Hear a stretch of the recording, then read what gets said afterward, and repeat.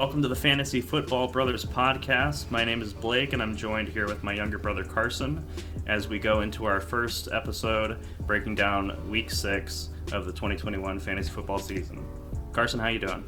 I'm doing quite swell, Blake. How are you? I'm good. I'm excited to get into this. Me too. I'm glad that we're starting this podcast. It's exciting. I bet most of our viewers at this stage probably already know us, but we're hoping to grow our audience, and we're starting. Kind of weird that we're not starting week 1, but it's when we could get it together, and this is the first week with buys, so we just decided to start now. Yes, no time quite like the present. Exactly. So, mentioning bye weeks, this week, Falcons, Saints, Jets, and 49ers. What players are fantasy managers going to be missing this week? I feel like for the Falcons, definitely Ridley and Patterson. I myself, with Patterson, just sold high on him, but he still has a ton of value.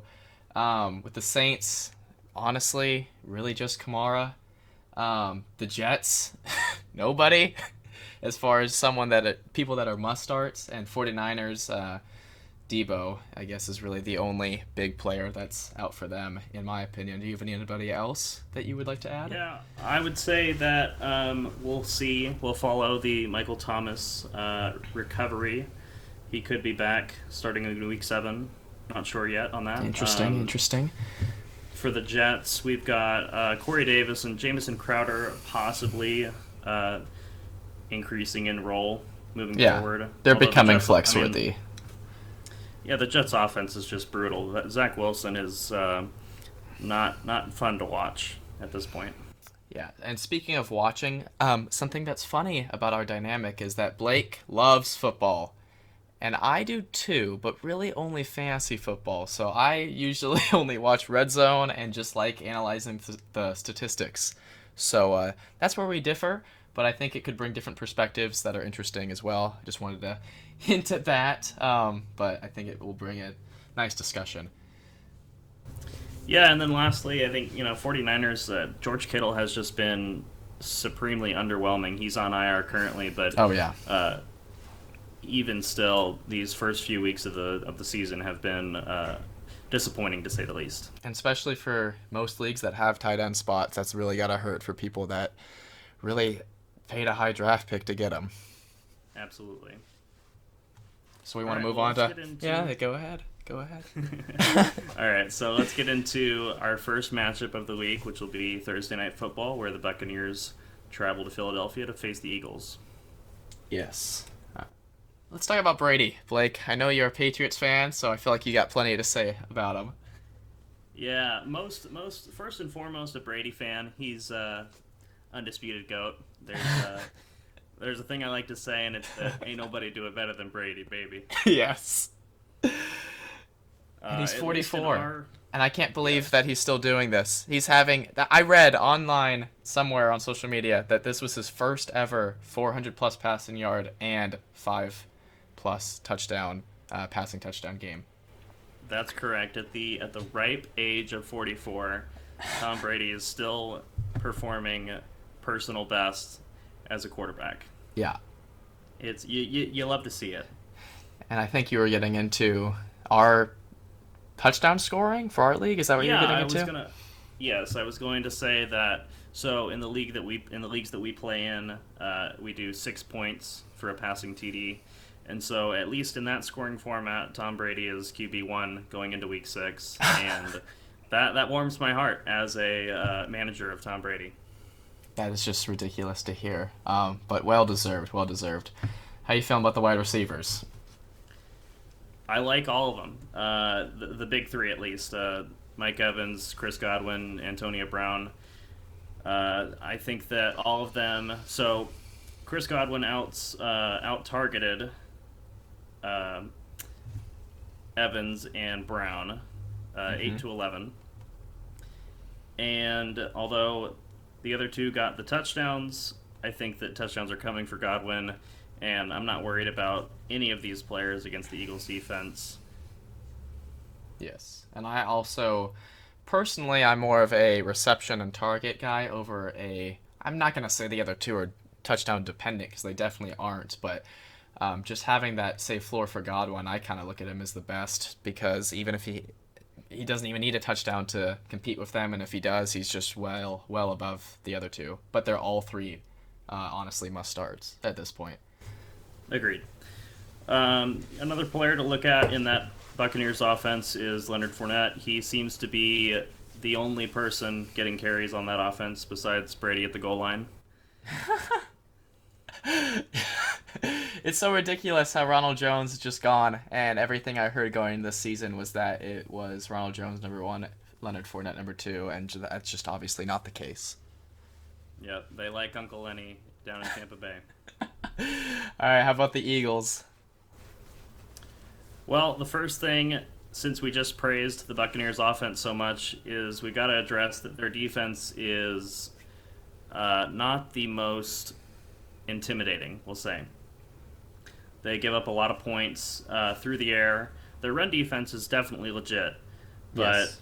through the air, where it happens to be the Eagles' weapons are, their pass catchers, that's where the Buccaneers' defense is lacking. Yes. I will say I agree, and I don't think for the Eagles' strength it's not going to be a problem, but it was ridiculous as we were following on the fantasy app this past Sunday just how often Brady was racking up stats and getting the ball back. So the defense was getting the ball back, but they do allow, I guess, big plays at least, which isn't good. Yeah, they're allowing a lot of points, and I think that's what's allowing Brady to put up those numbers like he's Yes. been doing. Yes. All right, so you already kind of mentioned their strengths, but more specifically, Jalen Hurts, I guess you can start with. Yeah, Jalen Hurts, he's been consistent, whether you like how he plays or not. He does a lot of work with his legs, and he's not an inefficient quarterback by any means. So I think that between those two aspects of his game, I think that he's going to be definitely a top 10 QB this week. Yeah, I agree. I wouldn't say I'm a hater. I'm not too high on Hurts, but I mean, he just gets it done. I don't know what he ended up with last week, but he wasn't looking amazing as far as his stats in the beginning. But yeah, he's honestly too good to pass up on. You probably don't have a quarterback on your roster that's better than him. And then Just for context, he scored 22.92 okay. in our league, but he didn't have any passing touchdowns, so that shouldn't be affected. That wouldn't change it then. Nine rushes for 30 yards and 2 touchdowns. That'll provide a high floor for any QB. Yeah, I mean, I do feel like we're speaking broadly enough, but something we probably should have clarified in the beginning. I don't think we need to talk about our roster structure, but as far as scoring, I would say most leagues have switched to full PPR, but not all, but we're probably talking mostly from the full PPR perspective, as well as the 6-point passing touchdown perspective, which is probably happens. I feel like more leagues do 4, but just keep that in mind, and I think we're still giving stats that make it valuable for both.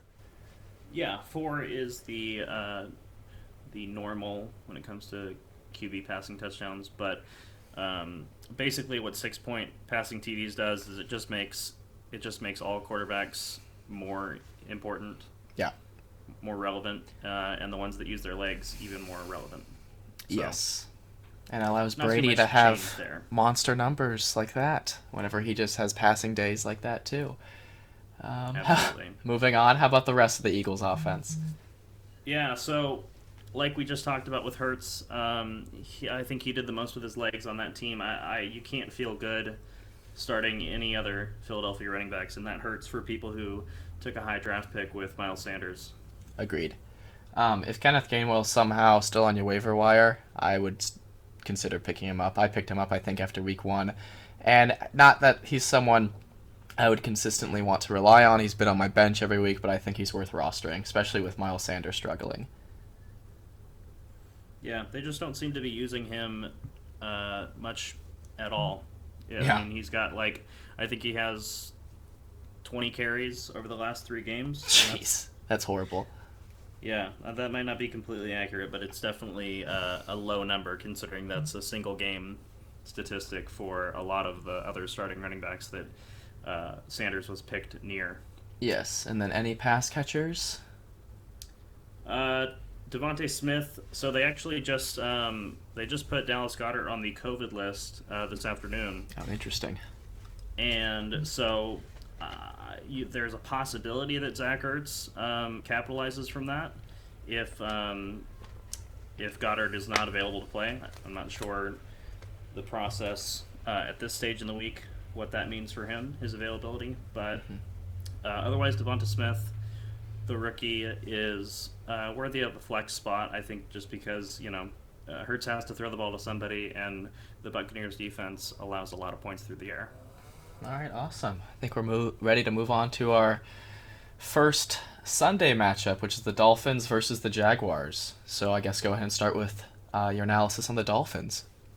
Yes, the second London game of the season, second and final, I believe. Let's address the elephant in the room that Myles Gaskin. He probably broke a lot of fantasy managers' hearts this past Sunday. Definitely. With 10 catches for 74 yards and 2 touchdowns. The stat that you should be focusing on, though, is that he only had 5 carries for 25 yards. From a starting running back perspective, that's not good. Yeah, not good at all. And Devontae Parker was out, correct? That is correct, yes. And Will Fuller's been out for a while, so I would definitely say, yeah, I would definitely say that that those 10 receptions is going to be an outlier for his season.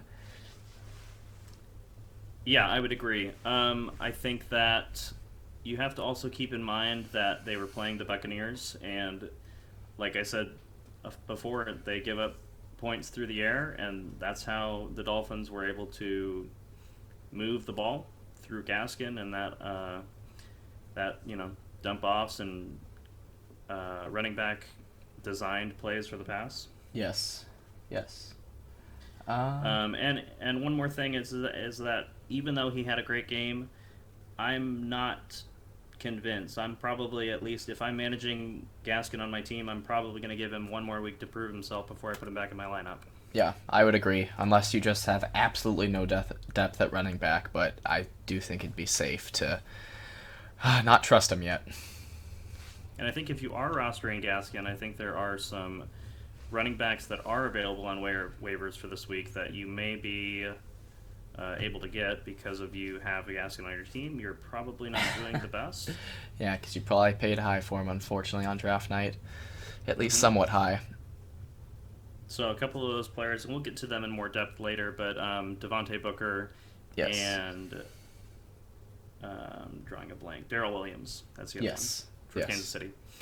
So we'll get to those later in a bit, but I guess move on to the Jaguars. I was just going to say the takeaway from the Dolphins. Okay. There is a possibility that Tua returns this week, and that would help. Interesting. But I'm still not starting any Dolphins if I can avoid it. Yeah.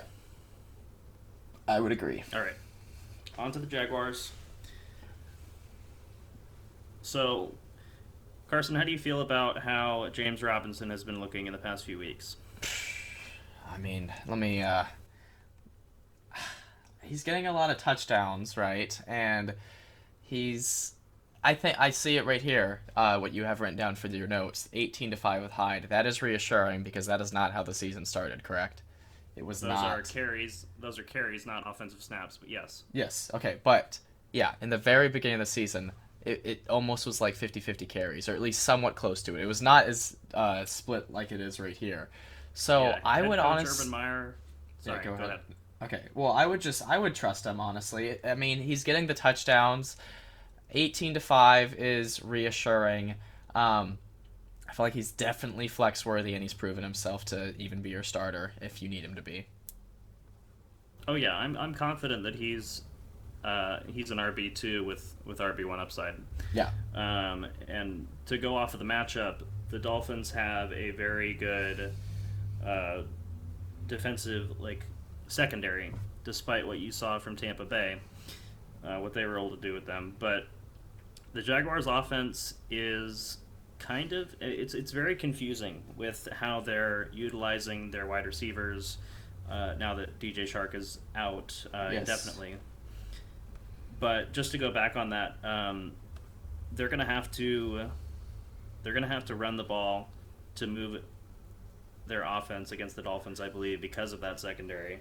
Yeah. And so I think that is a positive aspect for Robinson's stock this game. Yeah, and he's coming off a 149 rushing yard game, which I didn't even realize until I just checked. So yeah, you're definitely starting him. Yes. Another good thing is that we're seeing Trevor Lawrence rushing more Yes, in the last 3 weeks. He's got 6, 8, and 7 carries respectively, and a touchdown with his legs in back-to-back games. that is awesome to see.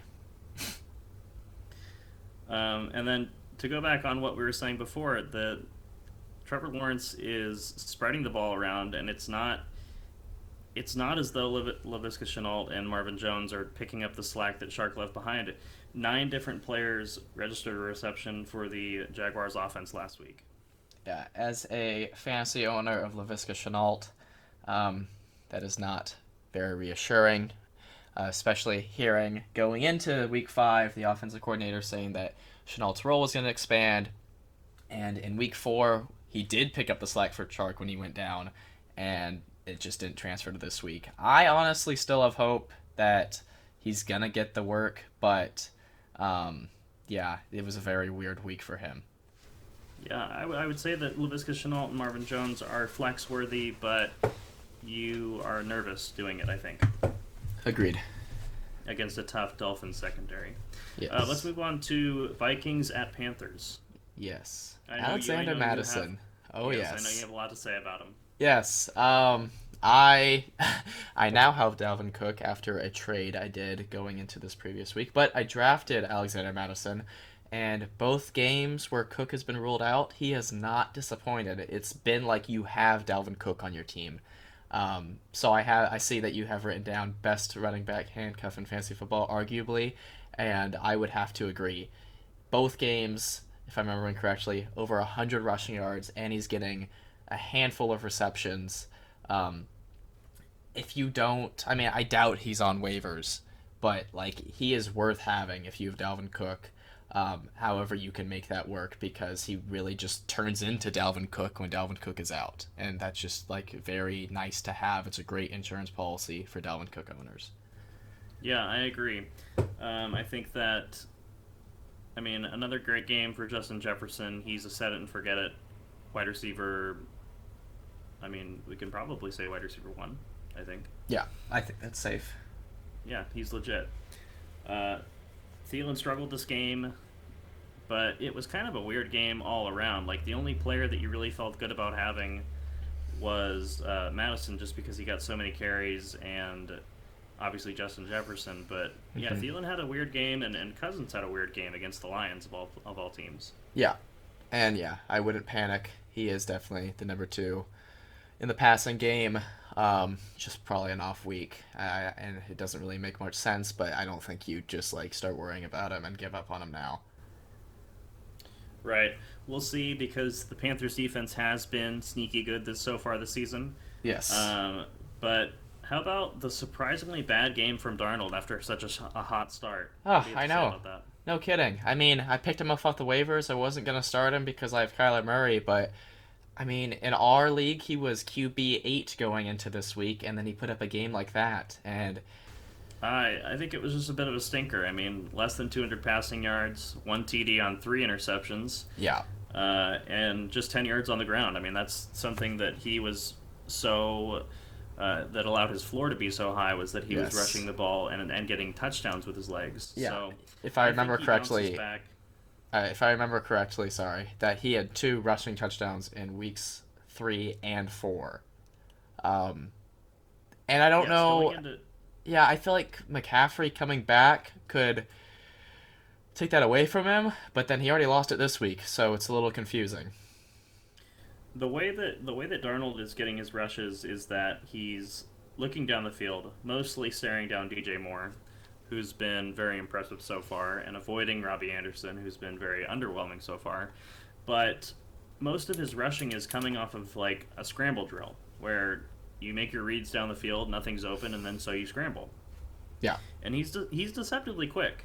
Yeah. I think that, but I do think that he will bounce back against the Vikings this week, and so in a definitely in a 12-team league, I'm comfortable starting him as a quarterback. Agreed. 10-team, still okay. I mean, he is Yeah. QB8 going into week 5. Yeah. I mean, I feel like despite this week, he's still a pretty safe option if you're needing him to be your starter. I agree with that. Yeah. The first 4 weeks are going to be more representative of his season than this 1 week, honestly. Yes, I agree with that. Just to reiterate, McCaffrey is likely returning. He was a game time decision this past week. Yes. I do expect McCaffrey to start week 6, but Chuba Hubbard has been serviceable in his absence, and I think that if you roster McCaffrey and you have Chuba Hubbard, I wouldn't drop him. Agreed. And if you don't roster McCaffrey, but you do roster Hubbard, I think that there's a potential to trade him Yeah, to that manager. I agree. And I feel like If you can make a deal work like that, I would definitely consider it, especially with buys coming up and you're going to have players that you're worried about not being there. yeah, and I feel like the manager that has McCaffrey and not Hubbard will be interested, especially with McCaffrey already struggling with injuries and he only played 3 games all of last season, and you see that Hubbard can fill in for him. I think they'd be willing to give up, maybe a flex-worthy wide receiver potentially, depending on what you add. So I definitely think that would be worthwhile. Okay. Let's move on to Chargers at Ravens. Yes.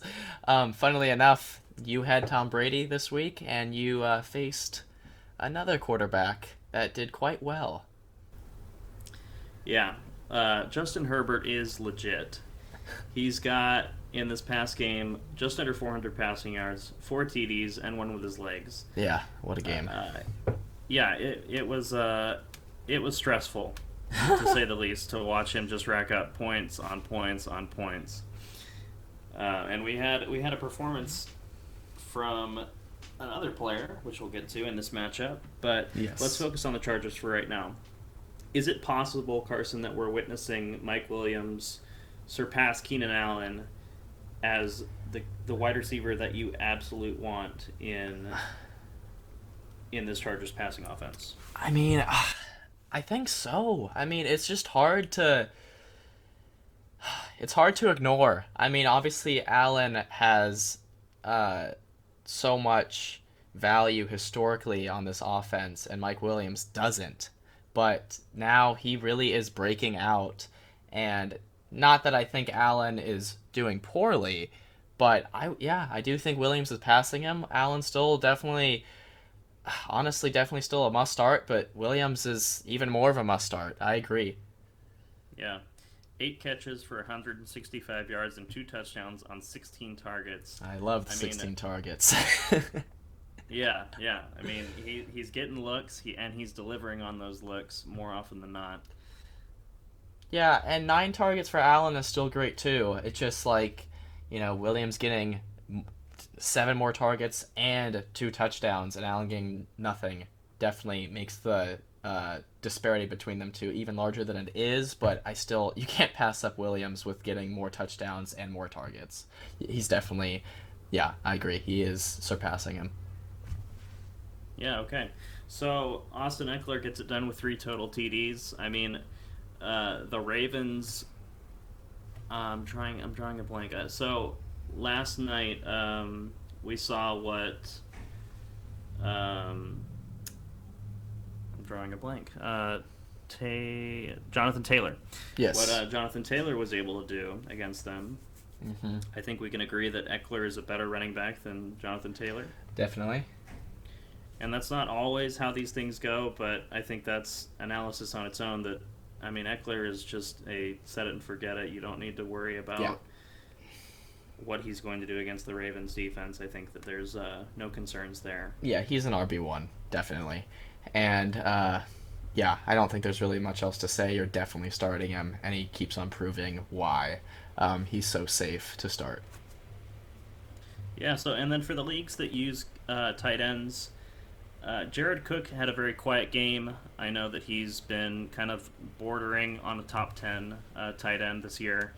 I think he bounces back against the Ravens.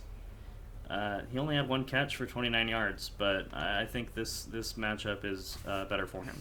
Yeah, only one catch for Jared Cook is definitely not going to be normal. And it's very strange for the game that Herbert had, but um, I don't know. I feel like if he's more contained, he's not going to just be able to have any option, and then Cook might be a little bit more reliable. Mm-hmm. All right, so to reference the other superhuman quarterback performance of the week, Lamar Jackson. Yes. He 442 yards, 4 TDs. Games like this silence the doubters and justify exactly why he won an MVP. Yeah. I was again, I don't want to say hater, but his rookie season, I was not buying it. I obviously bought it the next season when he won the MVP. But this is proving that everybody that thought, he can't pass, he's proving everyone wrong. I think this is his first game with 400 plus passing yards, I think I read. Yeah, I believe that's true. Yeah. So, and then he's, as you're going on to say next, he led the team in carries. So, that's just ridiculous. That's a ridiculous floor for Jackson. Yes, and the other side of that is that you can't start any Ravens running back not named Lamar Jackson. I completely agree. He is their quarterback. He is their best running back, and yeah. I don't feel confident with anyone else in the running game. Yeah, Mark Andrews and Marquise Brown are the pass catchers that you feel comfortable starting, and if you started them last week, as you probably should have, Yeah. they paid off tremendously. Yes, you were definitely rewarded. All right, we ready for the next game? Rams Giants. Yep. Carson, I know Yep. you'll want to start Yep. with this. Go ahead. I can start. I drafted Robert Woods with, I believe, my third or fourth round pick, and I stuck with him every single week except this one. And he proved to me that he can never be benched because he is, at the end of the day, Robert Woods. With 12 receptions for 150 yards, he didn't even need a touchdown to get 27 points. And that is really, like I've said before, what I love to have in my wide receivers. So yeah. Is your phone vibrating? I was getting a phone call. Yeah. But yeah, Robert Woods. Cooper Kupp didn't have he didn't have a bad game. I believe 16 points, and not a Cooper Kupp that he has been week 1 through 4, but they're definitely still both, I guess, must starts at this point. Like, I think Robert Woods has proven himself, even though he had very mediocre target totals for his standard. 12 receptions. You can't just doubt that the very next week. Yeah, I will say that the Seahawks do give a lot of points through the air, and the Giants are a little bit more stingy in their secondary. But I think that unless Robert Woods plummets back to his weeks 1 through 4 performances, Yeah. I'm gonna feel good about starting him moving forward. I think that this was the game that he needed to get into a rhythm and possibly set the tone for the remainder of the season. Although you can't expect 27 points every week from him. Yeah, agreed. But I think if anything, this might have woken up Matthew Stafford to show that he has two must-start fantasy wide receivers, not two just very Cooper reliable Kupp. pass catchers. Yes, definitely. Agreed. Let's move on to Darrell Henderson, who had 17 carries to Sony Michel's 11. Each player getting a touchdown in this game. I'm a little concerned with Michel getting work in the red zone. But Henderson is still coming off of an injury, a rib injury, and he has been more efficient with his touches for sure. He's still their main guy, but it concerns me to see their workload being trending more towards a similar. Yeah, I agree. And I know you know much more about this because you have both of them in our main league. But yeah, that is a little concerning. All right, And so then let's move on to the yeah, Giants, unless you had something else. I was just saying, like, and I think we already said it. There's not much more to say about Cup and Stafford, but Cup is still obviously a must start, and Stafford, um, I mean, unless you got lucky with having him as a late second quarterback for yourself, I feel like he's a pretty safe starter if you need him. Yeah, certainly the Giants' defense is not too intimidating against opposing QBs. Um, Someone that the Giants, well, kind of the Giants team is just an injured mess right now. Uh, the past 2 weeks, Sterling Shepard and Darius Slayton have been absent, and I think that there is a potential for them to return this week. But fantasy managers who roster Saquon Barkley will likely be missing him this week, if not weeks in advance, um, with a sprained ankle. Yeah, that's not good. And like you said before, that opens the door for Devontae Booker as a very strong waiver acquisition. Yeah, I think that given the volume that he's in position to handle, he's going to be a top 20 running back. Agreed. And depending on your running back depth, yeah, it's a great flex. Yeah. But he's very reliable in the passing game, and he's certainly a competent runner. So definitely a top waiver acquisition for this week.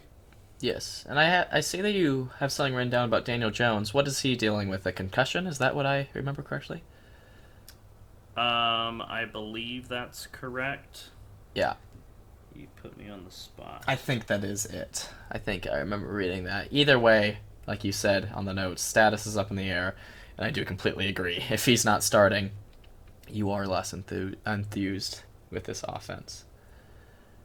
Yes, concussion protocol. But yeah, Mike Glennon getting the start makes you a little bit nervous about which pass catchers they do have. I think, and we were just looking at this before the show, but Kadarius Toney was a nobody going Yes. into week 4, where he got a pretty good stat line. Something like 6 catches, 79 yards, I want to say. But he Oh, just blew up yes. this Yes, past yes. week. Yes. Yeah, to what was it, like 10 catches for 186 this in week 5?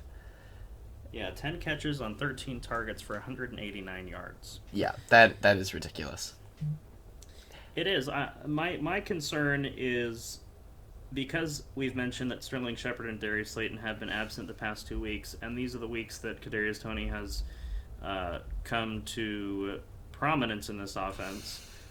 I'll be interested to see if he's able to maintain anything close to these performances when they're back.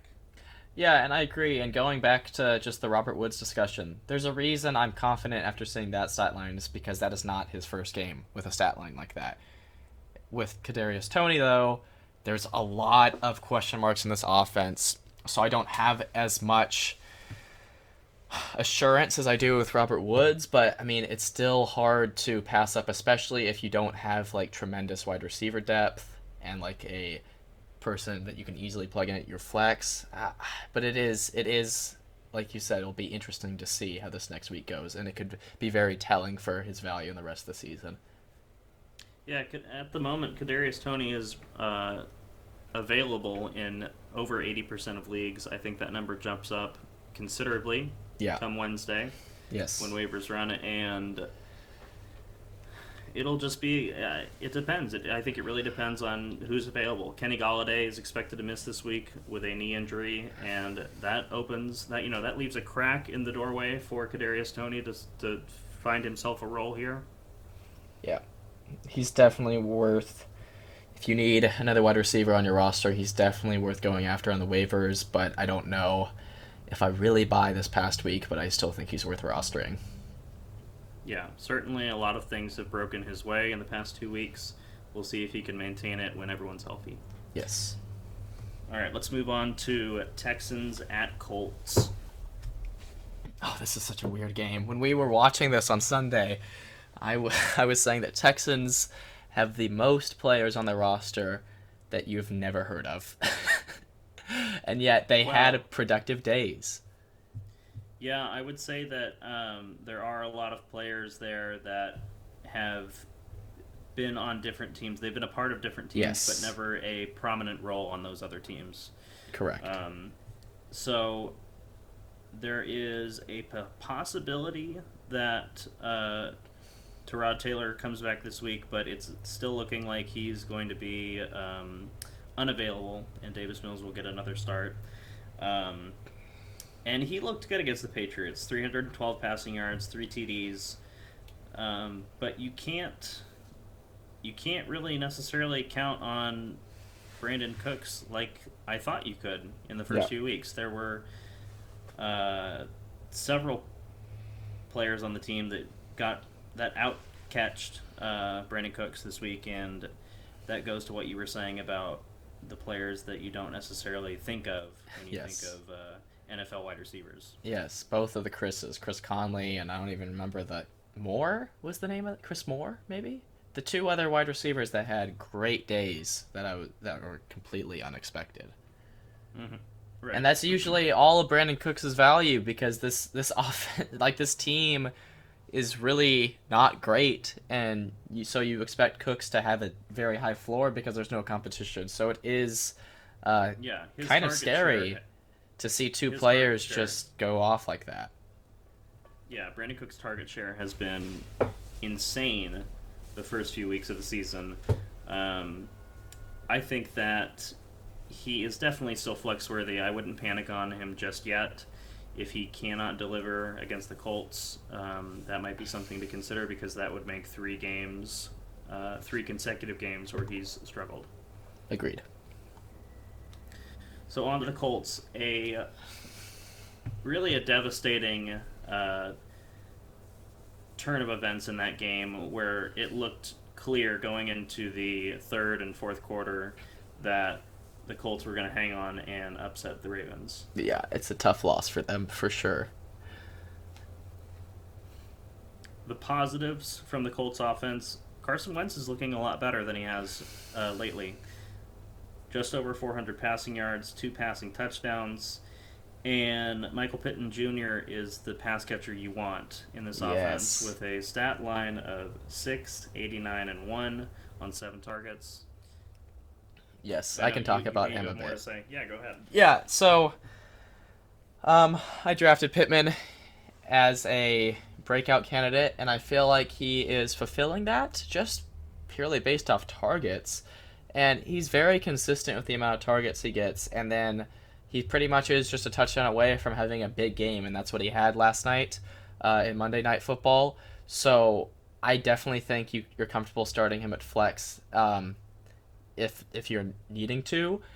And yeah, I mean, I found his YouTube channel before last season even started, so I got a little bit of happiness with seeing him do so well. Yeah, something you like to see from Yes. that offense. Another thing you like to see is Jonathan Taylor with 3 catches. Nothing exciting yet. But for 116 yards and a touchdown. That is ridiculous. Was it like one play that got him the touchdown that was almost all Yes, the yards? he had, I believe it was a 76-yard reception. Yeah. Um, and it wasn't even a downfield target really. It was like a check down almost. Wow. And he just turned on the jets and everyone was behind him. Yeah. And then he was able to get in the end zone again on the ground. 15 carries, 53 yards. The thing that is reassuring is that there's really no other running backs kind of interfering with him in terms of how many touches he's getting. Marlon Mack is there, but he only had 5 carries. Yeah, that doesn't scare you too It's much. still Jonathan Taylor's job Yeah. for that rush offense. Yeah, and it's good to see him uh, finally have a amazing day for a end of the first round or start of the second round draft pick. Yeah, absolutely. All right, moving on to the Chiefs versus the football team. Yes, the struggling Chiefs face the struggling Washington football team. Um, I think we can start right off the bat and say that I think the Chiefs win this game pretty handily. Yes. Agreed. That being said, Tyreek Hill had a minor knee injury, but he's still likely to play. However, CEH, Clyde Edwards-Helaire, will miss multiple weeks with a sprained MCL, which we alluded to before with Darrell Williams being the next man up. Yes. And I think that his value is... So he has history with the team. They have used him in the past. I think Carson had a playoff run with him that crushed my dreams of winning the championship. I think that one was Damian. Was it Damian Williams? I think it was Damian. And I'm glad they're on different teams now because having two backup D Williams could be very sad for fantasy managers that are going on the waivers to find the backup. Yeah, maybe that was the case, but either way, he is the next man up. And my only question mark is, considering how Kansas City runs their offense at the goal line and in the red zone, they like to do a lot, like we saw last night, or Sunday night, rather. No, Monday night. No, Sunday night. Yes, okay. Sunday night. Sorry, I was confused. But we saw that Kelsey got a kind of just like a shovel pass from the 1 yard line for a touchdown. Yeah. And it'll be interesting to see if Darrell Williams, with him being kind of a bigger back than Clyde, if he gets more carries between the tackles on those goal line opportunities. But still a worthwhile add on the waivers this week, as he will be getting the majority of the running back touches for multiple weeks. Yeah, he's definitely near the top of the waiver wire. I don't know if I'm comfortable starting him this very next week, but I mean, if you're in a dire situation with running backs, he might not be a horrible option as far as his floor should be. I think the opposite. I think that with it being Washington, one of the worst defenses in the league, you fire him up right away. I think he'll be a top 20 play. Oh, okay. Well, that's strong. And yeah, but I agree. I definitely am not disputing the fact that he should be added. But yeah, I mean, I do see what you're saying too. Let's move on. Just a quick note on Josh Gordon. From a personal standpoint, I'm rooting for him. I think he's had a lot of opportunities in the league. He's played for multiple teams. He was with the Browns. He was with the Seahawks. He was with the Patriots, and now the Chiefs. He's had so many opportunities, and a lot of the time he has squandered them. But I don't know. Something in me makes me feel like this is the time that he puts it back together and does not get suspended, does not throw his opportunities away. But with that being said, as a fantasy player, not someone you can trust just yet. Agreed. And I see right here you have that he was one of 10 players to register a catch, and that definitely does not make you feel safe with him in this next week. But what is his? Do you know his rostered percentage? I do not. I can look that up as we talk. But I was thinking, when I made these notes, I forgot to mention that he was only on the field for, I believe, 8 offensive snaps. Yeah. So he had very limited usage, and I think that has to do with him still learning the playbook and getting familiar with that offense. Yeah, so I'm not shape. Yeah, neither of us are 100% sure on what his roster percentage is, but I would right now, I would definitely think he's worth a roster spot because And I don't think too many people are going to be going after him because a lot of new fantasy managers probably have no idea his potential. And those that do know what he can do, he's worth a spot on your roster if you can fit him in. Yeah, he's available in over 65% of leagues currently. Yeah. Um, and yes, he does have big potential. We just haven't seen it in a while, and that's because he's been on and off the field inconsistently because of off the field issues. Yeah.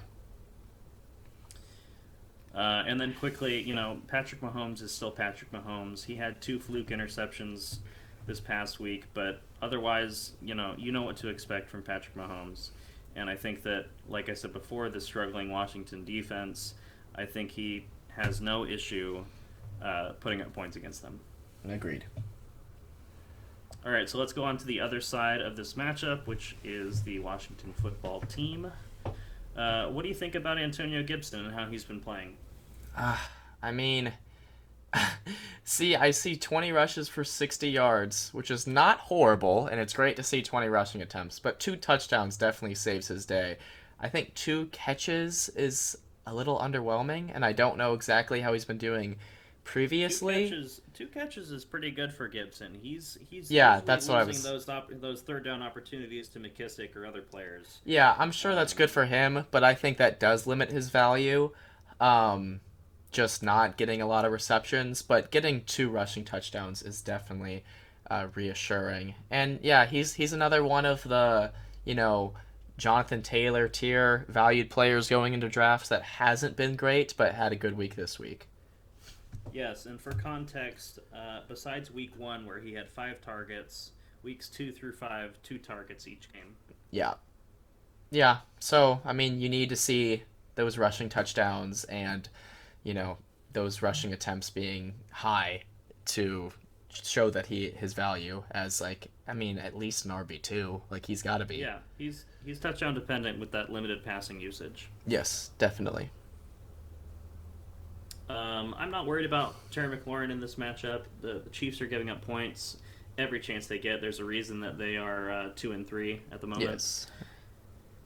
And I think a sneaky pickup might be Ricky Seals-Jones. He had 5 catches for 41 yards on 8 targets, including a couple in the end zone. And that was with his first start with the team. So I think Yeah. that considering the Chiefs' defensive woes and how Washington is utilizing their tight end spot, I think that he is worth looking for on your waivers. And what's the outlook of Logan Thomas? Um, Do you have any I idea? believe I believe he's on IR. Okay. Then yeah, I would So definitely agree that Seals Jones he will in have leagues some that have he tight will have ends. some utility for the next couple weeks, I believe. He was placed on injured reserve last Wednesday, Yeah. so he missed 1 game, so he will miss it. He will miss at least 2 more. Yeah, and then I'll go on probably a small rant later on about why our league no longer requires you to start a tight end. But a tight end getting 8 targets, like you gotta roster him, and I definitely think that is a sneaky pick, even if it only is for 2 games. If you're in need, he's a very valuable player, I think, and he could put his foot in the door and get a bigger role in this offense. Yeah, and a good matchup. So let's move on from that and let's go Packers against the Bears. All right, this is kind of transitioning host to some degree because up until this point it's mainly been Blake's notes and now it's my notes. So I guess I'll take over and start with an easy decision with Devonte Adams, and he's definitely a must start with over half of Aaron Rodgers' passing yards going to him and over a third of his passing completions going to him. He is proving why, in my eyes, he's the best wide receiver as far as fantasy is concerned in the league. And at the very least, I mean, he's just a must start, and I think that's all you can really say about him. And with Aaron Yes. Jones, yeah, go on. What do you think about it? I was just gonna say that games like this for Devonte Adams are why people pick him as their first selection in the fantasy drafts. Yeah, and I'm not super confident doing that just because I like to get, some sort of upper tier running back, but he proves why that is not a bad strategy. And then Aaron Jones. So I do think that his high position ranking, which is probably a little bit lower after this week because, um, I mean, he didn't have a bad game, but he had a decent game. Yeah, still For, managed 100 yards on the ground. yeah, which is very reassuring. You love to see that, especially for someone that gets, 5 targets and then also 100 rushing yards. I will say, watching that game and seeing like AJ Dillon out there for 8 carries is a little concerning, but I don't think that's anything you actually need to worry about. He's still a must start with his consistent workload, both on the ground and through the air. And yeah, I don't think there's any reason to shy away. It's weird that he got 4 receptions for only 6 yards, but in a PPR league, honestly, you'll take it, especially on top of a 100-yard rushing game. And with Aaron Rodgers, he had a good game. Not a ton of passing touchdowns, but a lot of passing yards. And if you have another consistent quarterback, I'd recommend starting him over Rodgers. But if you don't, I still think he has a fine floor, especially in 6-point TD passing leagues, as we are in. And yeah, he's definitely recovered from his Week 1 outing against the Saints, but he's not looking like he did last season, in my opinion. Not anywhere close. And then, go ahead. Oh, well, I was just going to say that I think the matchup doesn't necessarily scare you. I think that the Packers won't have a particularly difficult time putting up points against the Bears. That Bears offense is a bit of a concern, we'll say, to watch. Yes. So he should have the ball and have plenty of opportunities to throw the ball. Yeah, agreed. And then I say you got to bench Robert Tonyan. I didn't buy it last year, but he was still he had to be on your roster in leagues that had a tight end with just all the touchdowns he got. But 5 weeks in the season, only 9 receptions and only 1 touchdown. It's like he didn't get much receptions last year, but he was getting touchdowns, and now he's not getting those. So I definitely think he's a bench, especially in leagues that don't even require a starting tight end. Yeah, the reality with that is there are really about 5 tight ends that you feel good starting, and Robert Tonyan is not in that 5. So Correct. Look for other options if you roster Tonyan. Yeah, maybe Seals Jones. I would definitely start him over at least in the next 2 weeks. I feel like that's a safe choice, personally. A sneaky grab recommended by Blake. So let's move on to the Bears. I say you start Damian Williams just because of his floor, and something I didn't even realize until I was doing the research for these notes, that Khalil Herbert actually had more carries than Damian Williams, but Damian Williams also had the receptions and a rushing touchdown, if I remember correctly. I could pull that up real quick, but for the people that invested in him last week, I feel like he's definitely a very strong flex play, and he's a fine top 20 running back as well. It'll be interesting to see what Herbert does. They just ran the ball a ridiculous amount of times, and that's probably mainly due to Justin Fields not throwing the ball that much. So I think Herbert might be worth a roster spot, but Williams is still a very safe option with Montgomery being out. And then I hate to say this because I hate to say bench Allen Robinson because he is so consistently underrated every single year in drafts. He's almost always a top 15, top 10 wide receiver, and nobody talks about him. But now he's having a very mediocre start of the season. And, I think he wasn't doing great with Andy Dalton. Not like he's a great quarterback, but with Justin Fields, I think this is the first game he's had even 20 passing attempts, and I just don't think you can feel comfortable with Robinson, who's usually a target monster. I don't think you feel comfortable with him or any pass catcher. Like I said with Mooney, he had a good week last week, but I think it was kind of fluky, just big plays, so I wouldn't be confident starting either one of them. Do you feel similarly?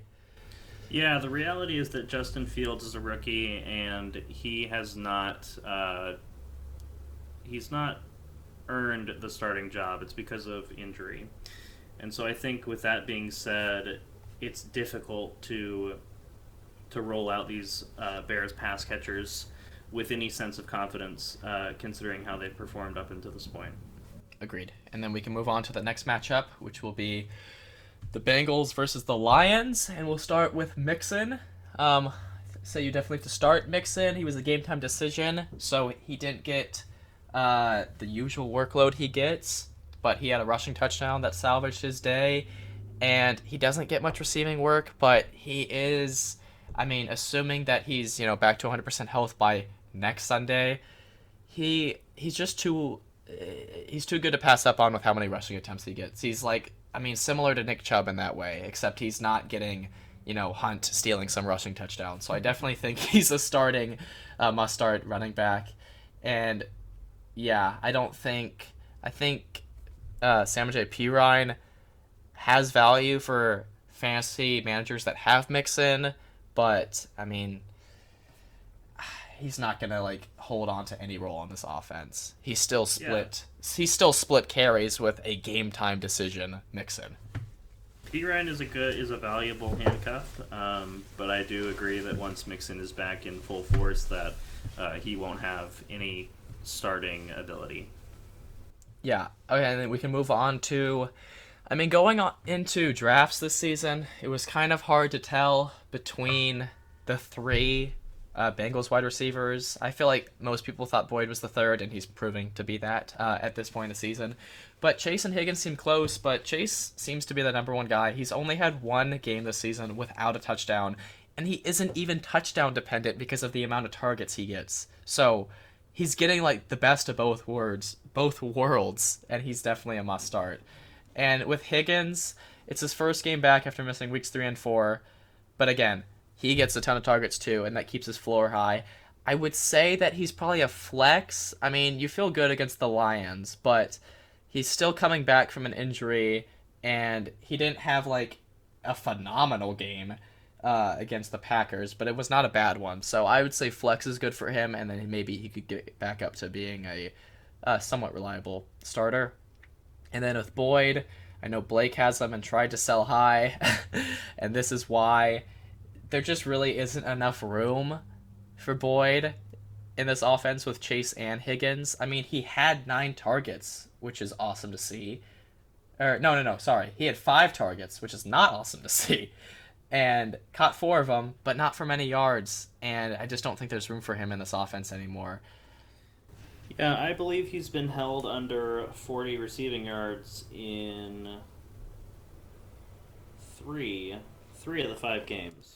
Yeah, I'm pretty sure his value, I think he rose up to being valuable for fantasy, I think about 2 seasons ago, and it was mainly due to receptions. And now in an offense where Chase and Higgins are above him, he's not getting that. So I think that hurts a lot of his value. Yeah, I think depending on how waivers process this week, I may be forced to still start him in my flex, but yes, we'll see. I agree with you. I'm not feeling very confident in his abilities as a reliable fantasy asset. Yes, and just to clarify, I mean, our league, there's 4 flexes, but I'm not going to get into all that. So I feel like for that roster structure, he's still safe, but in a structure where you only have 1 flex, so at most 3 wide receivers, I feel like you got to have better options at this point.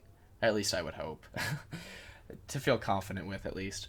And then Burrow, I didn't even know what happened. I just got a notification that he had a throat contusion and was going to the hospital. Do you know anything more about that? I know that he should be fine for next week, but that just seemed very strange. Yeah, I don't have a lot of details on that, but I do know that he is okay. He's been released from the hospital, and he should be in no risk of missing this week. Yeah, and despite having 3 very fantasy-relevant wide receivers, he's only had 1 game over 300 passing yards, so I wouldn't feel confident starting Burrow. I agree with that. Yeah, I think we can move on to the Lions, and this is where I'll do my little rant. Hawkinson is why our leagues, don't require a tight end in your starting lineup. We can just play him at flex if we want to, because he is a consensus top 5 tight end with only 8 receptions in the past 3 weeks. Now, I know I've heard that he's played through injury, and he had a strong first 2 weeks of the season.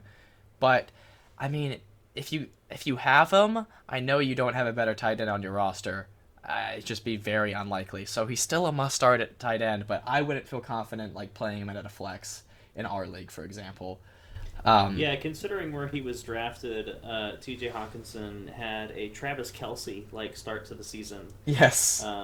And yeah, and like you said, with injury, he's quickly plummeted to kind of that tight end no man's land where you don't feel great about his performances, and that lends itself to not requiring teams to start a tight end. Yeah, in this past week there were 3 players with more targets than him, and that's just not what you want, and that's not what you bought Hawkinson for during draft day.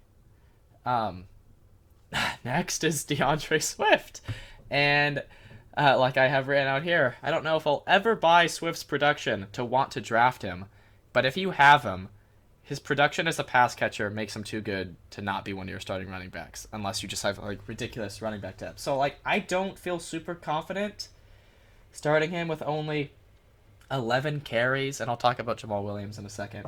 But 6 receptions on top of that, I think gives him a really strong floor. So I think he still has to be one of your 2 running backs, because I feel like with where you drafted him, you don't have better options. Yeah, I don't disagree with that. Last year when Swift was a rookie, I was skeptical of his value in fantasy football, but I think that he is developing into a better player, someone that you can rely on more consistently. It just might not be the way that you necessarily expect from a running back. And I also think that given this matchup with the Bengals, we saw how James Robinson performed against them in week 4, I believe. Yes. And so from that perspective, that Bengals rush defense doesn't concern you. And like we've said before, Swift has utility in the passing game, and that's always good for PPR. Yeah. And then real quick of Jamal Williams, I do not feel confident starting him. I mean, he's actually getting more rushes than than DeAndre Swift, but he's not being super consistent and efficient with them, and he's getting like no work in the passing game. So I feel like he's probably rostered in most leagues, but if you have Swift, he's a valuable handcuff because they are the only 2 players getting carries in that offense. And if Swift was to go down, Williams would probably be close to 20 carries a game and probably be forced to get some receptions too. But as far as like this upcoming week, I don't feel confident with him. So I guess we can move on to the next game, which is the undefeated Cardinals against the Cleveland Browns, who have had very unfortunate losses. I think this will be a very interesting game.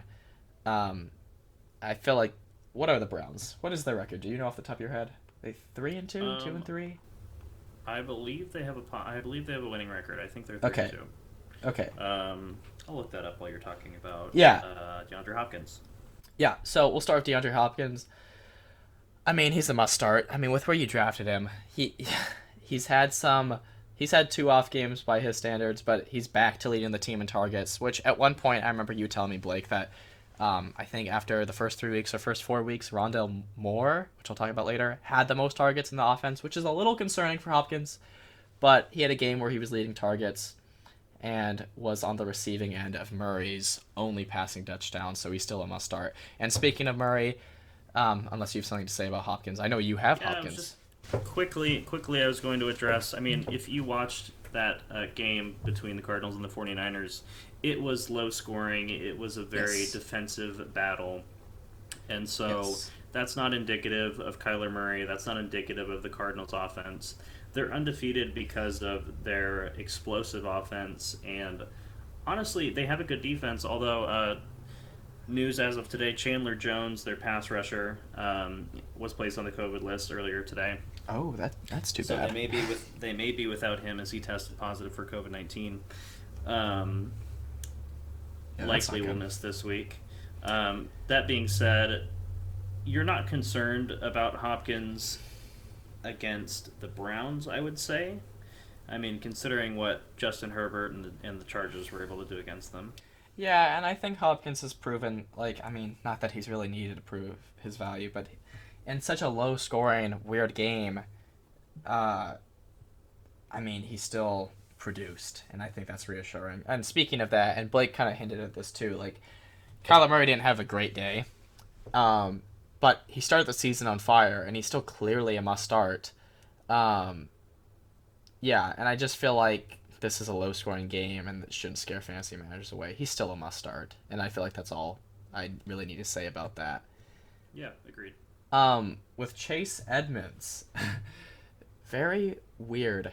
Um, He had a streak between weeks 1 and 4 Oh. where he was the only running back to finish inside the top 25 each week. in every single week. Yeah, okay, so yeah, that shows that he is definitely startable.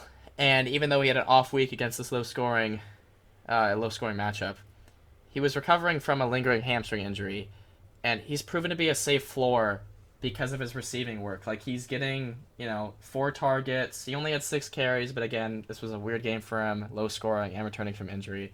But he's proven that he has enough versatility to be valuable. And then with Connor, I don't feel great about him because he's been very inefficient on the ground. He had 10 carries, mainly due to probably Edmonds coming back from an injury, but only rushed for 29 yards. But one of them was a touchdown, which kind of saved his day.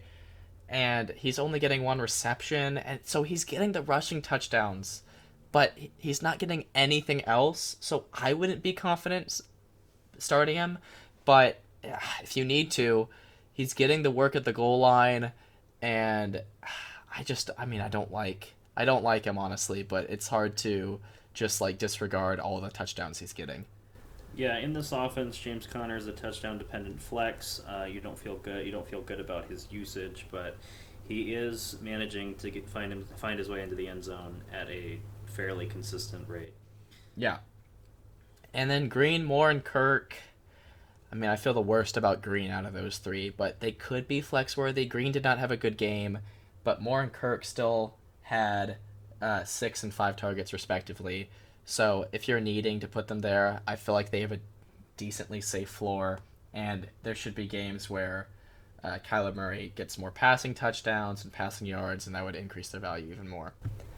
Here's how I feel about the Cardinals pass catchers. DeAndre Hopkins is the only one that you're going to start week in and week out Yes. and not worry about it. Whenever you have A.J. Green, Rondale Moore, or Christian Kirk in your lineup, you have to do it week in and week out and just not care about the outcome, because there will be weeks where those players will blow up, Yep. like A.J. Green did the past 2. There will be games where Rondale Moore blows up. There will be games where Christian Kirk blows up. But there is no sensible way to determine whose week it'll be week by week. Yeah, and I agree with that. You kind of just have to, like, eat the bad weeks and then reap the benefits of the good weeks with the way, with the lack of consistency that each of them have, honestly. Yeah, you just got to click submit on your lineup and hope that that week is the week they cash in. Agreed. All right, moving on to the Browns. Chubb proves his value and why he is drafted as an RB1, and he's just a must start. I mean, you don't like to see the lack of receiving work, all thanks to Hunt, and I'll talk about him in a second. But it's a second straight game with 100+ rushing yards, and I think his third straight game with 90+ rushing yards. He was just shy of 100 in week 3, if I'm remembering correctly.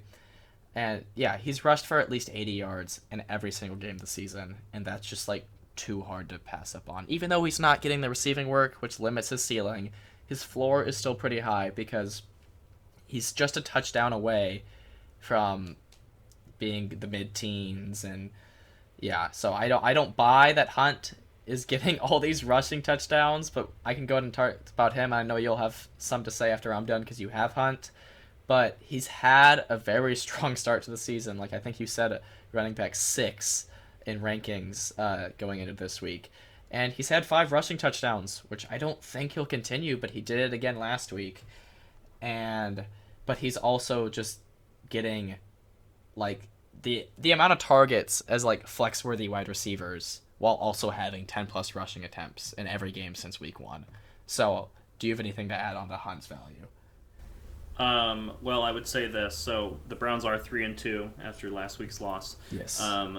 But their whole offense, with Jarvis Landry still on IR and Odell Beckham Jr.'s underwhelming performances through the season, pretty much since he got traded to the Browns, or was he signed? I can't remember. I think he was traded though.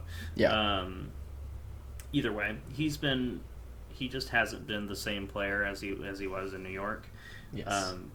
But that being said, the Browns their whole offensive scheme is run, run, run the ball, and whenever they are behind, when they're down, third down situations, Kareem Hunt comes in and he picks up plays. And he's a playmaker. He was great at Kansas City. It's unfortunate the circumstances that prevented him from staying there. Yes. But he is a proven asset in this offense. I think that he is a legit RB2 for the rest of the season. Yeah. And just the way that the Browns play football, they run the ball and they find themselves behind in games, and when they do that, and when that's the scenario, Kareem Hunt is going to be there, and he's going to be involved in the passing game because there aren't too many receivers that you can count on for the Browns right now. Yeah, I mean, I was just thinking about this, looking at his stat line. I mean, I feel like he's similar to Cordell Patterson, but you trust him even more. Like, I still don't think he's going to finish RB6, but you trust him way more than Patterson, even though Patterson still has value, and we'll probably talk about him more in future weeks when he's not on bye. But, I mean, Kareem Hunt has proven himself way more than Patterson. So, but they're similar players, and the way that fantasy works and the way they're played shows why they do have value. And as Blake said with Odell Beckham Jr., he's definitely a bench in my eyes. Back-to-back games with a mere 2 receptions. I don't think you can start until he proves himself. And that's really all I have to say about that. Moving on to... Let's move on. Yeah, Cowboys and the Patriots. Blake's favorite team. Oh, this makes me so happy to see Zeke be freed, basically. He was my first-round pick in our main league, and he's had 2 straight games with 100-plus rushing yards and a touchdown in every single week since week 1. His only really bad week was week 1 against the Buccaneers. So he's a must-start, and there's no question about it. I mean, Tony Pollard's role seemed to be a little concerning, and he's definitely worth rostering, especially if you have Zeke, but he's not taking anything away from Zeke and his production at this stage, in my eyes. Yeah, I agree with that. I think that obviously Zeke Elliott is a borderline top 5 running back in the league. Yes. I think there's arguments to be made for other players at that position, but I think you can safely say that he's a top 5 running back. I think he'll finish in the top 5 at running back.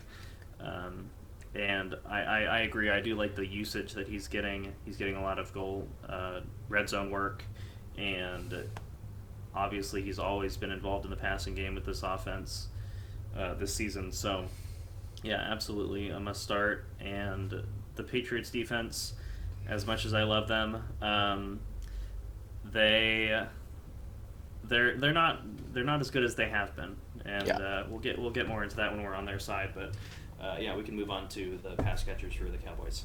Yeah, I would say you start CeeDee Lamb. He only had 4 receptions, but he led the team in passing yards and targets. Or not targets, passing. That was actually Dalton Schultz, and we'll talk about him in a second. But he also had a touchdown. So it's been kind of a weird start for CeeDee Lamb, especially for how you feel probably about where you drafted him. But I still think he's a must-start in this offense. And I feel similarly to... I almost said Cooper Kupp. I feel similar to Amari Cooper. He's had less receptions in weeks 2 through 5 than he had in week 1 alone.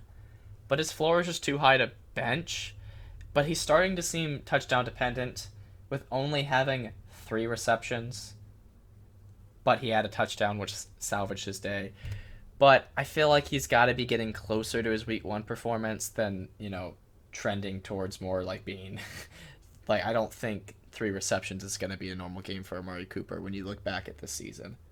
Yeah, to keep things in perspective, Amari Cooper has been playing through injury the past couple weeks. And just a little fun fact before we get too removed from it, CeeDee Lamb and Dalton Schultz are actually tied for fantasy points so far this season.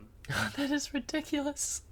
Um, yeah, and we can go ahead and talk about Schultz. I'll go back to Prescott. So, like I've said before of tight ends, a tight end that isn't touchdown dependent is a must-start tight end in my eyes, and he led the team in targets, which I think is ridiculous. And I don't think that will be normal, but he's proven his value. And I don't even think he's like, I think his roster percentage is getting high, but I don't think it's been super high, but it needs to be. And that's how I feel about Schultz. I mean, especially in leagues where you have to start a tight end, like you definitely need to add him. Yeah, Dalton Schultz is rostered in 81% of leagues, so he's getting to that elite status at tight end, especially just given his volume and what he's able to do with the targets that Prescott throws his way. Yeah, and he needs to be that high.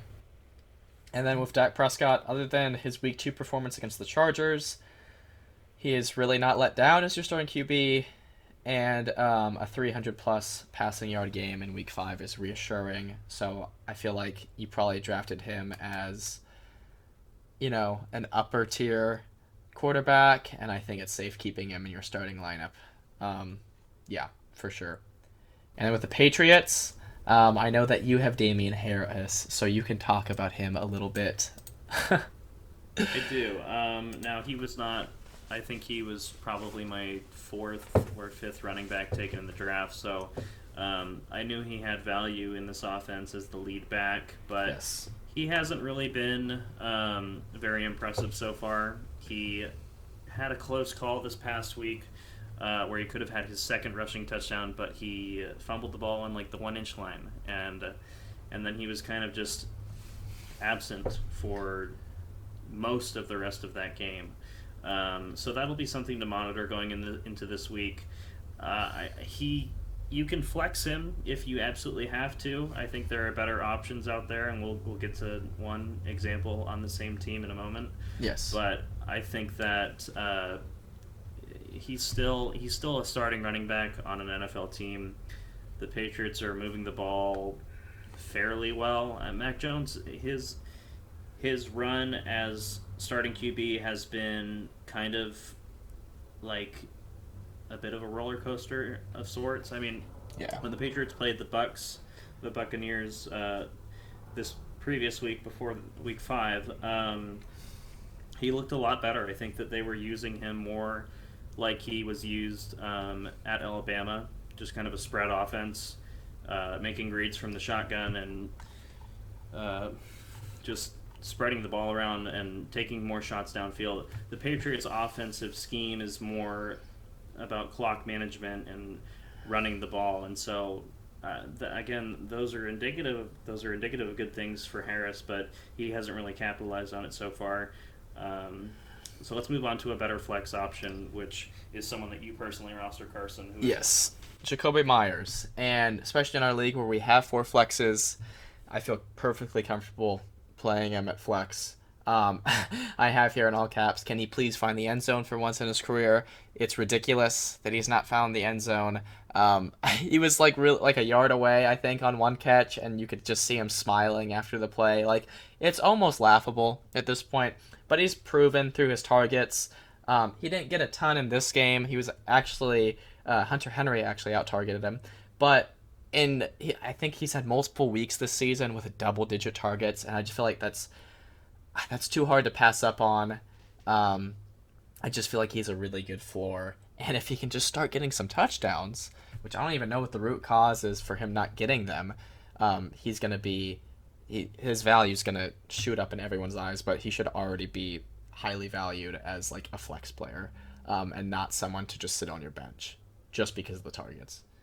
And then with Jonnu and Hunter Henry, I wouldn't feel confident starting either one of them. I think going into the season, Jonnu was more highly rated, but Henry seems to be taking over. He led the team in targets in this game, but I just don't feel confident because they both have value, and I think in a position like tight end that really detracts from both of them. So, I mean, that's just how I feel. I mean, Henry, if you only are rostering one tight end, he might be a smart pickup just because We know what he has done in the past, even though he's had injury worries, but we know how he is when he's on the field. So I think he's worth getting. And just I don't know. I don't really want Jonnu to go away, but it'd be very nice for Henry if he did.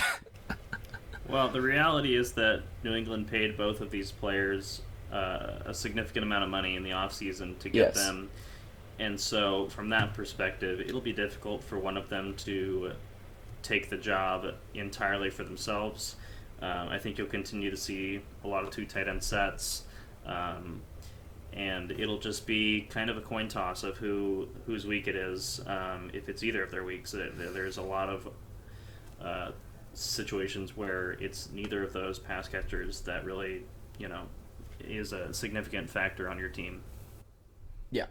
And then moving on to the Raiders versus the Broncos, which I would claim as my favorite team, the Broncos, but I'm more of a fan of fantasy football, and Blake will say I'm a Seahawks fan, but whatever. Anyways, with the Raiders, Darren Waller. Since you referenced it, let's go ahead and get that out there. Okay, go ahead. We can all fondly reminisce. Oh yes. When Pete Carroll decided to pass the ball on the 1-inch line with Marshawn Lynch on his team. And Malcolm Butler made the historic play of picking off Russell Wilson and winning the Patriots another Super Bowl. On that play, Carson broke down in tears as the Seahawks were confirmed the losers. And that's why I say that that's his favorite team, because he's never cried for the Broncos. So, I don't exactly remember what year that Super Bowl was, but let's say I'm currently 18, so I was probably like 11 or 12, so no. I was upset because my brother was always following the winning team, the Patriots, the team that everyone hates if you're not a fan, and I don't know why I didn't want to see my brother win. That's kind of mean of me, but that's why I was so emotional about it. And I will say that I was very happy as a Broncos fan as they won a Super Bowl, and I did not feel like a bandwagon, so I'll stick with them. But like I said before, I am more of a fantasy fan than a fan of a specific team. But yeah, that's a funny little story that Blake always likes to bring up whenever I talk about my favorite team. So, back to the show. The Raiders. Darren Waller, he's a must-start at the tight end position. He had his worst game of the season, but he was still tied for the most targets out of the Raiders receivers with 8. So even though he wasn't super efficient with them, he's still a must-start at the tight end position. And then Josh Jacobs, he proved that he has a solid floor, out-carrying Kenyon Drake 15-2. And he also had 4 receptions in the second week in a row with 5 targets as well. So I feel like he has a decent floor. He should be valued higher than he probably was draft night. So he's startable. I still don't feel amazing about him just with like how this offense works, but yeah, he just gets a ton of carries for what this offense does. As long as he's healthy, he's the lead running back for the Las Vegas Raiders. Yeah, if you have Josh Jacobs, you like seeing 15-2 for rushes and also him getting 5 targets, and I think that's why he has value. Henry Ruggs, he makes me nervous because he's not a target monster like Hunter Renfrow is, like we'll talk about in a second, but he's always fairly efficient with the yardage, so I think that he's a fine flex play. But I don't feel great about him. And then I could go ahead and talk about Hunter Renfrow real quick, unless you have something to say about Ruggs. Well, yeah, I would just say that so far, I think you know what to expect from Henry Ruggs. He's a boomer bust player. Yeah. He's a guy that will either get 100-plus yards on a few catches, or he'll get a few catches for very few yards. It's week to week. You don't really know what you're going to expect. So if you're comfortable flexing him, go for it. Personally, he's the player that I typically avoid drafting. Yes. Because of that aspect of his game, but that's how I feel about that. Yeah, and then the less flashy option, but the much more reliable option is Hunter Renfrow, and he's maintained a floor of at least 10 points this entire season. And he's just a touchdown away from having the potential to have very big weeks. Like, he tied of Darren Waller leading targets this week. And I think, I don't exactly know what his reception floor is, but he's definitely he got 6 this game, and I feel like that's on the lower end for him, but he's just getting a ton of receptions. So I feel like he's a much safer flex play than Ruggs, but Ruggs is much more of a boomer bust, and Renfro is more of a, I'd say, safe, low double digits player. But like I said, he's a touchdown away from having big weeks. And then with Kenyon Drake, 2 carries, 0 receptions. He's definitely a bench. Yeah, I mean, if you have Josh Jacobs, I guess he's worth having, but that's just a really bad week for him. And I think he's definitely had better weeks than this, but that was a really bad performance. Well, and the other thing too is that whenever Jacobs was out, it was actually Peyton Barber who took the majority of the carries in his place. So I would argue that Kenyon Drake is not worth rostering at this point, considering his past performances. I don't think he really is a replacement option. He's not really viewed as a handcuff. He's used differently. I did forget about Peyton Barber's role whenever Jacobs was out. So, yeah, honestly, if you want to drop Drake, I honestly don't blame you. He's proven, even when he had the chance to get an uptick in usage, he really didn't even get it. So, yeah, he's not worth rostering and definitely not worth starting. And with Derek Carr, he had a very strong start this season, but he hasn't had a game with more than 2 passing touchdowns, so his hot start has really just been down to passing yard totals. I don't think he can maintain it, but he didn't have a great game here. His ceiling's definitely limited by that lack of passing touchdowns. Yeah, so I think he's an okay quarterback 2 for your roster, especially in 1 QB leagues, but I think his hot start to season was a little fluky, but I still think that he's looking better for fantasy purposes than he has in previous years. And then with the Broncos, Fant. I mean, this is a similar feeling as I had towards Hawkinson. I mean, he's a startable tight end just because of how shallow tight ends are, but he just didn't have a good game. He's had good games previously this season, but I'm trying to pull up the exact stats that he had, and I have it here now. Yeah, he only had 3 receptions on 4 targets, and again, that's not a good game for him this season, but the amount of targets he gets in this position, he's still startable in my eyes. I just wouldn't be too excited about it. And then with Courtland Sutton, I have Courtland Sutton in actually all 3 of my teams this season. I don't know why. I felt like he was a pretty good value play, and he had a great week this week. He's been pretty boomer bust. I think he's either had 20 plus or single digits. But I think he's trending in the right direction, and he led the team in targets and receiving yards and added a touchdown to solidify a great game. And I can talk about the other pass catcher, Tim Patrick. He's definitely a must-add if he's still on the waivers. And until Jerry Jeudy's back in the offense performing at 100%, 7 receptions on 9 targets for 89 yards is too good to pass up on to not roster Tim Patrick. And that's how I feel about him.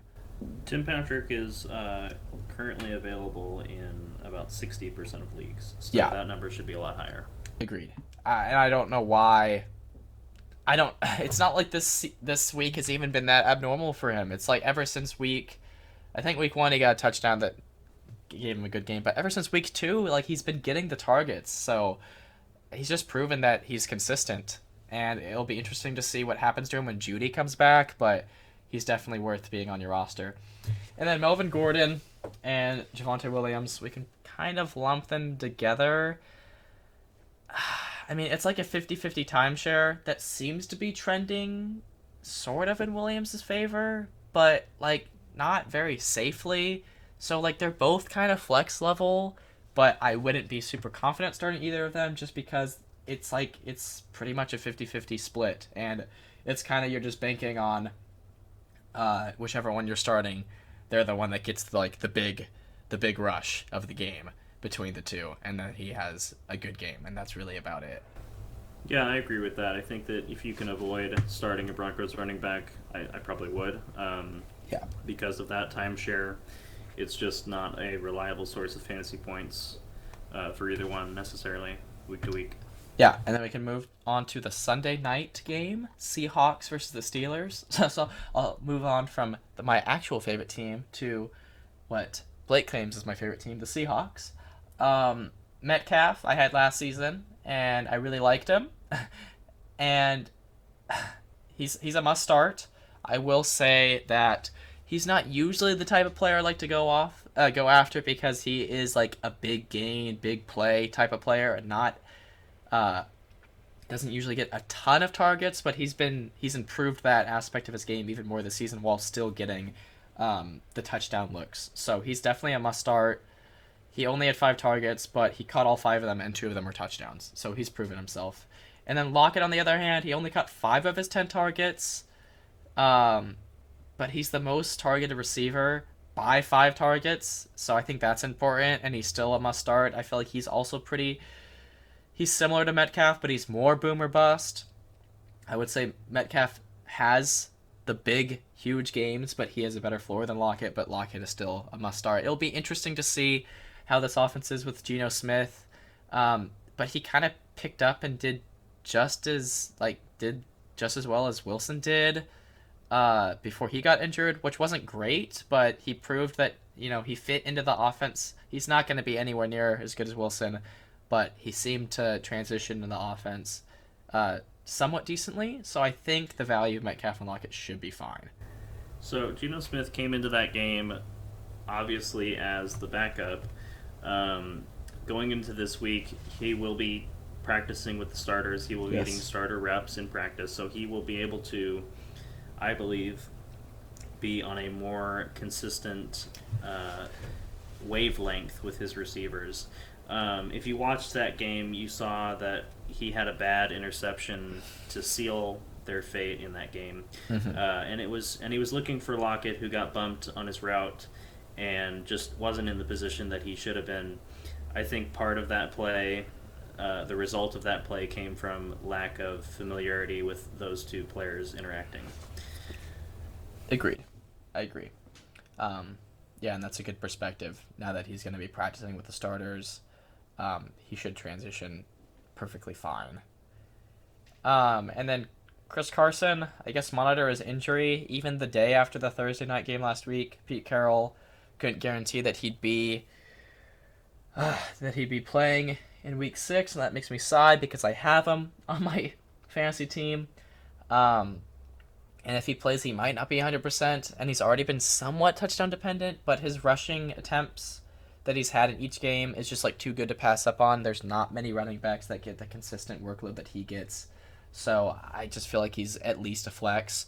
And then Alex Collins had a good week in week 4, and then didn't really capitalize on the opportunity in week 5 with Chris Carson gone. So I don't think he's just like a 1-to-1 handcuff. So I don't know if he's really even worth rostering. And it is worth mentioning that the Rams defense is pretty good. Yes. So Alex Collins, I think, is someone that you can drop after this week if Carson's back. Yeah. I don't think he's worth rostering as a handcuff, just given what he's shown in his games at starting running back. I agree. And then moving on to the Steelers, Najee Harris.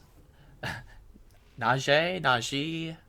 What do you think it is, Blake? What do you hear mostly? I believe it's Najee. I agree. But so our dad is in our fantasy league, and he changed his team name to Feeling Najeated. But when Blake first read it, he said Feeling Najeated, which also kind of works because it sounds like cheated. So very versatile player, and just like he was versatile for the name, he's also very versatile with his carries and his receptions. That was a nice little transition. 23 carries and for over 100 yards and a touchdown against the Broncos last week. and also he only had 2 receptions, and it's so crazy. I think 2 weeks ago, isn't that the week he had 19 targets, which is ridiculous. Yes. I feel like that He's- game. Go ahead.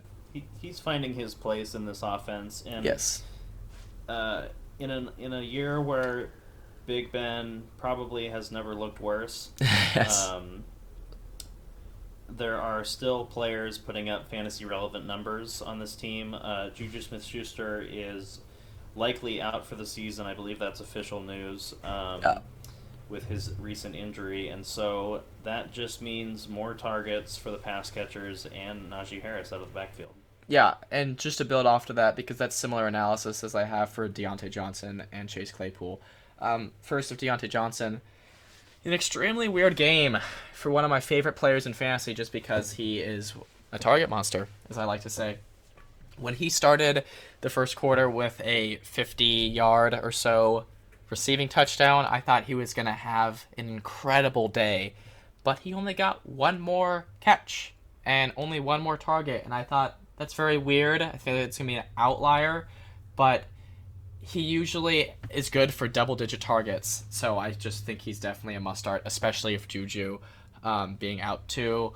He'll get even more looks than he already has. And I feel similarly to Claypool, even though he started out a little bit slower this season, and had an absence from one game. He proved his value with the most targets and receiving yards against the Broncos in Week 5. And I think, just like Deontay, he will capitalize on getting even more targets with Juju being gone.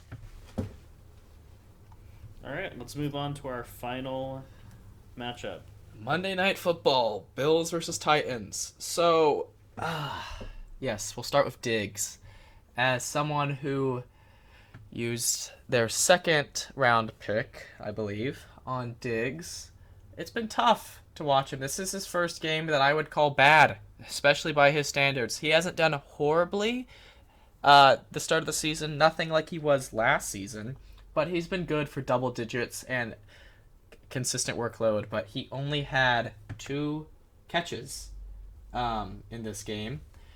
And I mean, I don't know if it had anything to do with the weather delay and just that throwing them off, but Allen only had 26 passing attempts, which is very low for him. Only 15 pass completions, which is also very low for him.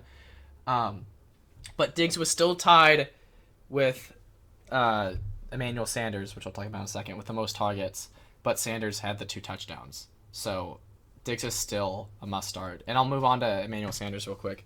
Better 2 weeks receiving. are ahead for Stephon Diggs. Huh? Yes, agreed. So better weeks are ahead. 100%. Don't panic. 100%. Do not panic on him. He's like I feel like he can still finish as a top 5 wide receiver. There's plenty of time left, and he's proven that he can be that good. But he's definitely a wide receiver 1. Emmanuel Sanders, second game with 2 receiving touchdowns, and he's had at least 5 targets in every single game this season. I think he's flex worthy. I don't want him to become touchdown dependent, but he's getting them, and he's getting multiple of them. And he's definitely should be on rosters, and I think he has flex value. And then Cole Beasley, I think you got to bench him. I think that Sanders is cutting into his target totals a bit. Even though Beasley had 2 games with 13 targets each this season, I don't feel confident starting him after having a combined 8 targets in his other 3 games. Like, I just feel like he's not being consistent. Usually, he's an underrated player that gets a consistent amount of targets, and now he's not getting that anymore. So I think you bench him until he proves to get that workload again. Do you feel similarly? Yeah, I agree with that. I think that if it's a third pass catcher between Diggs, Sanders, I think the next one up is Dawson Knox, who's really emerged as a solid, very, very solid tight end option. He's got 5 receiving touchdowns since week 2. Yes. I think he's a must start at tight end, and honestly a worthwhile flex in a multi-flex league. I completely agree. Yeah, that's exactly how I feel about Dawson Knox as well. I guess we can move on to the running game. So I think Zach Moss is flex worthy. Josh Allen is more of a threat to Moss than Singletary is as far as rushing. and Moss also had 3 receptions on 4 targets, 4 straight double-digit points weeks. I think he's a flex-worthy player. Whereas Singletary, he doesn't have the receiving floor that Moss has, and the rushing distribution is trending in the wrong way for him. So I think he's got to be a bench.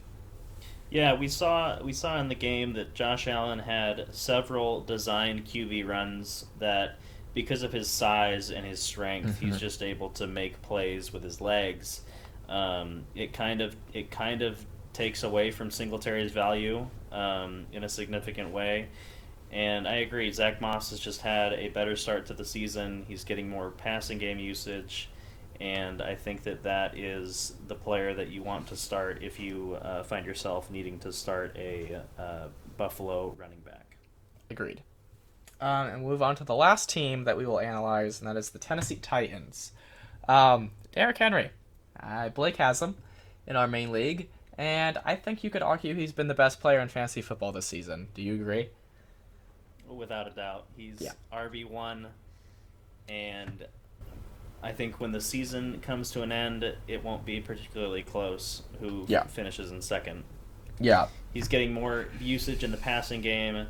He is still getting an insane amount of volume with his carries.